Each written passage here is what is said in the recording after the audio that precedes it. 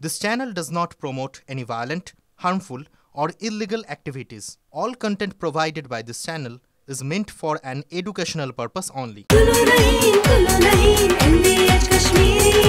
আরে কম দে কিন্তু খাঁটি দে। MDH কাশ্মীরি লাল লঙ্কার গুঁড়ো। 21-এর মঞ্চেই তৃণমূল নেত্রী মমতা বন্দ্যোপাধ্যায় ঘোষণা করেছিলেন, সেই প্রস্তাবেই সিলমোহর দিল ইন্ডিয়া জোট।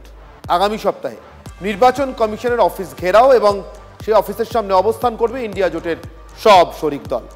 জাতীয় রাজনীতিতে ফের এক সুরে বাজছে কংগ্রেস আর তৃণমূল। বাংলার শাসক দল তৃণমূলের দেখানো পথেই হেঁটে কমিশন ঘেরাও করতে চলেছে ইন্ডিয়া জোট। ভোটার তালিকায় নিবিড় সংশোধন নিয়ে লাগাতার বিক্ষোভ দেখাচ্ছে বিরোধীরা। 21শে জুলাইয়ের মঞ্চ থেকেই কমিশন ঘেরাওয়ের হুঁশিয়ারি দিয়েছিলেন তৃণমূল নেত্রী। जैसे बिहार में 40 लाखों का ज्यादा आदमी को नाम निकाल दिया और बंगाल में भी करने वाला है, अगर करेगा तो घेराव कर्मसूची करेंगे, पूरा घेराव होगा, पूरा आंदोलन होगा।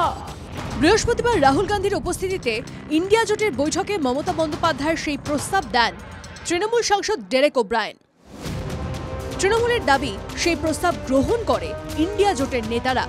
আগামী সপ্তাহের বুধবার বা বৃহস্পতিবার কমিশনে ঘেরাও কর্মসূচি হতে পারে। বুধবারই Trinamool second in command Abhishek Bandyopadhyay বলেছিলেন, এসআইআর হলো সাইলেন্ট ইনভিজিবল রিগিং।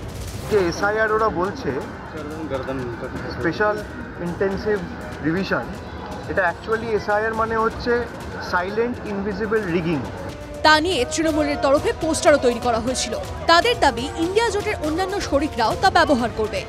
মমতা বন্দ্যোপাধ্যায়ের যে রণনীতি, যে চিন্তা ভাবনা, যে জনসংযোগ, মানুষের স্বার্থে যে প্রতিবাদী কণ্ঠ, সেটাই অনুভব করছে গোটা দেশ। আজ মমতা বন্দ্যোপাধ্যায় যা ভাবেন, গোটা দেশ আগামীকাল তা ভাবেন। আগামী দিনে অবৈধ রোহিঙ্গা লোক আমরা এখানে ঢুকতে দেবো না। যদি কেউ থেকে থাকে, মমতা বন্দ্যোপাধ্যায় যতই বলুক, আন্দোলনে যদি মমতা বন্দ্যোপাধ্যায় রাস্তায় নামতে পারে, আন্দোলনে ভারতীয় জনতা পার্টি সাধারণ মানুষ আন্দোলনে নামবে নিজেদের পরিবারে, নিজেকে, সমাজকে প্রোটেক্ট করার জন্য। এসআইআর ইস্যু কেন্দ্র করে একই সুর কংগ্রেস ও তৃণমূলের। প্রদেশ কংগ্রেস সভাপতি অবশ্য বলছেন, রাজনীতিতে কেউ শত্রুমিত্র হয় না। যে নির্দেশ আমাদের কাছে হবে, আমরা সেই নির্দেশ মতো কাজ করব। আমাদের কাছে রাজনীতিতে শত্রু মিত্র নয়। তবে 26-এর নির্বাচনের আগে কি ফের কাছাকাছি আসছে কংগ্রেস ও তৃণমূল? জাতীয় স্তরের পর এবার কি বিজেপি বিরোধিতায় বঙ্গে নতুন কোন সমীকরণ দেখবে Bangla? Bureau report, TV9 Bangla. দুর্গাপুজোয় ক্লাব পিছু রাজ্য সরকারি অনুদান বেড়ে হলো 1,10,000 টাকা। গত বছর 85,000 টাকা ছিল, এবার তা বেড়ে করা হলো 1,10,000। 26-এর ভোটের আগে এবারে দুর্গাপুজোর জন্য ক্লাব পিছু 1,25,000 টাকা করে বাড়ল রাজ্য সরকারের অনুদান। এবার কত? এই আগের বার 85,000 দিয়েছিলাম, এবারে 90 করি। তারা কি চায়? 90, 95, 1, ওকে 1,10,000।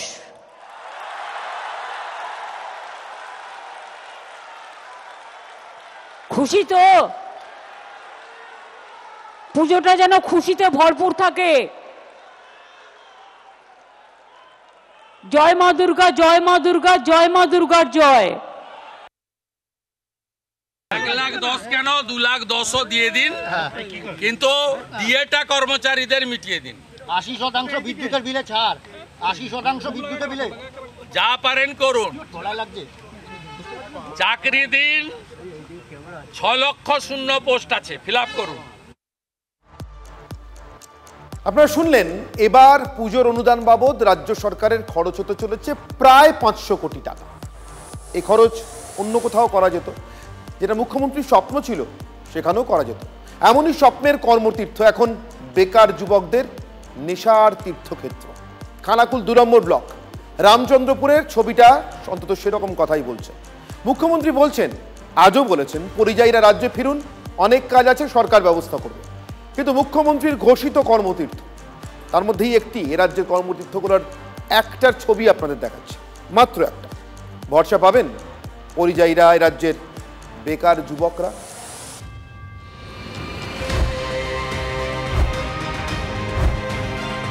খরচ হয়েছিল প্রায় 1 কোটি টাকা।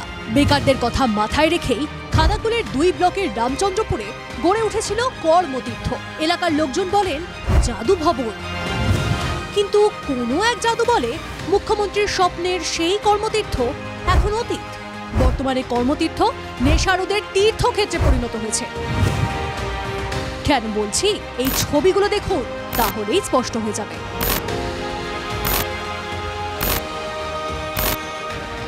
যত্রতত্র রয়েছে খালি মদের বোতল, গ্লাস, গুটকার প্যাকেট, পিক, জন্ম নিরোধকের প্যাকেট। প্রায় 8 বছর আগে কর্মতীর্থ প্রকল্প ঘোষণা করেছিলেন মুখ্যমন্ত্রী। এই প্রকল্পের লক্ষ্যই হলো একাধিক দোকান বিশিষ্ট আধুনিক পরিকাঠামোযুক্ত একটি বিপণী তৈরি করা, পরে দোকানঘরগুলিকে এলাকার বেকার যুবকদের মধ্যে বিলি করা, যাতে তারা ব্যবসা করে রোজগার করতে পারেন। আর এখন সেখানেই বেকার যুবকদের অসামাজিক কার্যকলাপের মুক্তাঞ্চল। স্থানীয়রা বলছেন এসবের নেপথ্যে রয়েছে বহিরাগতরা। পেয়েছে আদি বিল্ডিং পেয়েছে যারা, ওনারা বিল্ডিং ফোরনের লোককে ভাড়া দেয় 2000 5000 যেরকম লোককে পায় ভাড়া দেয়, কাজকর্ম করে, বিল্ডিং কেজরা করে রাখে। বাইরে থেকে ছেলেরা আসে, এসে মদ্যপান করে যায়। এই বিল্ডিং দিন রাত খোলা থাকে। এখানে অবস্থা বলতে এখানে সেরকম তো গার্ড নেই, যে যা খুশি ঢুকছে যা খুশি করছে। 2-3টে ঘর বুঝি ভাড়ায় দেওয়া আছে, তো তাও সেই যারা নিয়েছে তারা সরেনে অন্য লোককে ভাড়ায় দিয়ে। পরিচালন কমিটির সভানেত্রী অবশ্য কর্মতীর্থের এই দশার জন্য স্থানীয়দের দিকেই আঙুল তুলেছেন। এই অবস্থা এখানকার লোকাল এলাকার মানুষগুলো এখানেতে মদের ঠিক জুয়াবারটা মানে যাবতীয় যা এখানে মানে অত্যাচার করছে। কিন্তু এখানে লোকাল মানুষের উপরে তো কেউ কিছু করতে পারবে না। বিভিন্ন জায়গা বিভিন্ন মানুষের বাস, এখানে তো 24 ঘন্টা দেখভাল করাটা তো ঠিক অসম্ভব হয়ে পড়বে। আর এই নিয়ে শুরু হয়েছে রাজনৈতিক চাপানুতো।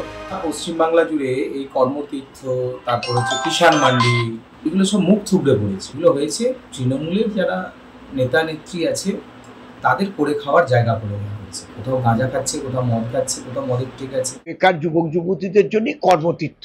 আর পরিযায়ী শ্রমিকরা যদি আসতে চায় তারা আসুক, কিছু কিছু যে জায়গাগুলো ফাঁকা আছে সেই জায়গাগুলো তাদের দিয়ে দেওয়া হবে। ভিন রাজ্যে বাঙালি পরিযায়ী শ্রমিকদের হেনস্থার অভিযোগ উঠছে। অনেকে ফের রাজ্যে ফিরতে চান। এই আবহে মঙ্গলবারই মুখ্যমন্ত্রী বীরভূমে দাবি করেছেন বাংলায় কাজের অভাব নেই, পরিযায়ী শ্রমিকদের চলে আসতে বলুন। সেই বাংলাতেই কর্মসংস্থানের জন্য তৈরি কর্মতীর্থের এই হাল। এসব দেখলে রাজ্যে ফিরতে ভরসা পাবেন পরিযায়ী শ্রমিকরা। তন্ময় বৈরাগীর রিপোর্ট, TV9 বাংলা। সরকারি জমি দেখলেই কবজা এবং রাতারাতি তাতেই গজে উঠছে ক্লাবঘর কিংবা দোকান। পূর্ব মেদিনীপুরের এগরায় তৃণমূলের ইন্ধনে এই দখলদারি চলছে। আর কেউ নন, হাটে হাড়িকে ভাঙছেন খোদ তৃণমূল পরিচালিত পুরসভার চেয়ারম্যান। কাউন্সিলর থেকে শুরু করে পঞ্চায়েত থেকে শুরু করে কেউ যদি মনে করে নিজের স্বার্থে আমি জায়গা দিয়ে দেবো, সেটাকেও আমি টলারেট করব না। দখল করলে কিন্তু আমরা আদায় করে নেব। সরকারি জমি দখল করলে রেয়াত নয়, বারবার কড়া বার্তা দিয়েছেন মুখ্যমন্ত্রী। বেশ কিছু জায়গায় উচ্ছেদে নেমেছে বুলডোজারও।